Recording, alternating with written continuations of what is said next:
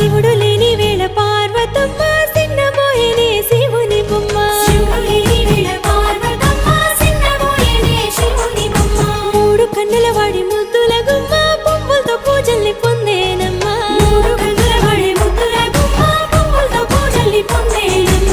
గౌరమ్మే బతుకమ్మై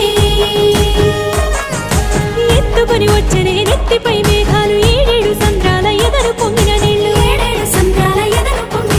తీసుకొని వచ్చనే తిరుగుతూ వాగులు నురగలై పొంగెనే చెరువుల తూములు ఉత్తరం దక్షిణం నువ్వెక్కిపోతుంటే తంగేడు బొమ్మలు బంగారమై చూస్తే